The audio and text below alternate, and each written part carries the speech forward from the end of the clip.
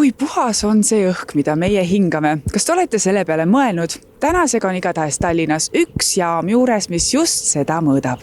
Ka vaatame siis ikkagi üle, et mis siin sees kõik leidub ka, et mis masinad need kõik siis on. Müriseb küll korralikult. Väga korralikult müriseb. No kõik pumbad töötavad, sest välise õhku peab tõmbama ju läbi nende seadmete kõikide, et saaks just midagi mõõta.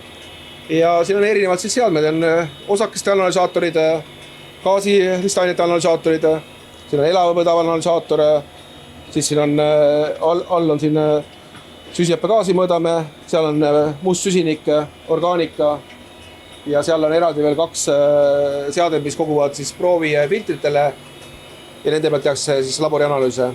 Täielik teadus, ma kuulen ainult mingid stabilisaatori, analüsaatorid, mul sõnadega viskate niimoodi ümber enda niimoodi, et ühesõnaga siit tuleb siis kogu see maagia ja inimesed saavadki teada, kuidas ikkagi tervem olla, milline see kvaliteet meil õhul on. No siit tulevad need numbrid, mille põhjal sa omakorda siis saab edasi hinnata, et siit me saame need numbrid, kui palju ühte või teist ainet on välis õhus. Eesti 2 peamist saasteallikat on liiklus ja ahiküte.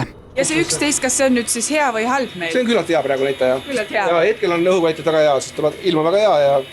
Võib rahul olla, praegu võib hingata rahulikult. Jah, täpselt.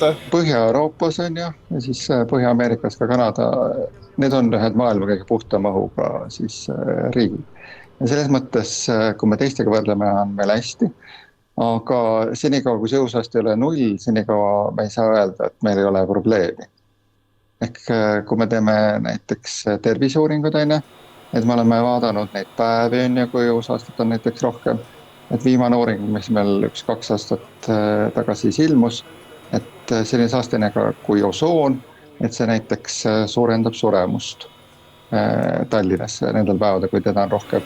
See uus jaam on 1 10, mis 2028. aastaks Eestisse luuakse. Lisaks peaks olema projekti lõpus Eestil 3 mobiilset õhuseirejaama.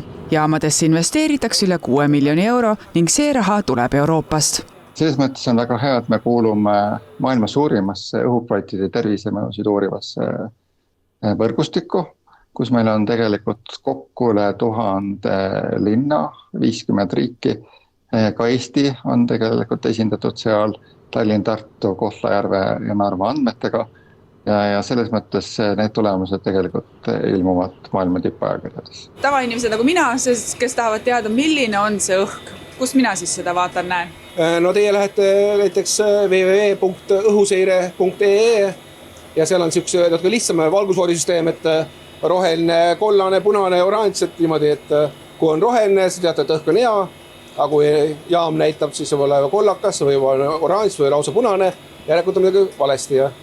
No et nüüd te siis teate, et kui te sinna lehele lähete, vaatate oranž või punane, kust kohast üldse need andmed tulevad, just sellistest väikestest või suurematest jaamadest.